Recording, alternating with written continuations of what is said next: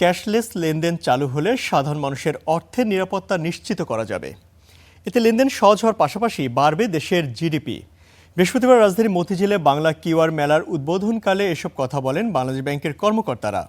বেলা 11টায় মেলার উদ্বোধন করেন ডেপুটি গভর্নর নুরুন নাহার। এ সময় তিনি বলেন, ক্যাশলেস দেশ গড়ার লক্ষ্যেই বাংলা কিউআর চালুর উদ্যোগ নিয়েছে সরকার। 1 জুলাই থেকে সব মার্চেন্ট পয়েন্টে ভিন্ন ভিন্ন প্রতিষ্ঠানের কিউআর কোড আর চলবে না। এখন থেকে এক কিউআর কোডেই সহজে লেনদেন করতে পারবে গ্রাহক ও বিক্রেতারা। এদিন বাংলাদেশ ব্যাংক আয়োজিত এই মেলায় অংশ নিয়েছে ইউনিলিভার বাংলাদেশ, আগোরা, মিনাবাজার, স্বপ্ন, ইউনিমার্ট সহ বিভিন্ন প্রতিষ্ঠান। সবার জন্য এটা খুবই সহজলভ্য হবে। আগামী 1 তারিখ থেকে এটা কম্পালসারি সবার জন্য। এটাই একমাত্র কিউআর কোড, অন্য কোনো অপারেটর বা অন্য কোনো কিউআর কোড এখানে আমাদের দেশে চলবে না। এটাই আমাদের উদ্দেশ্য।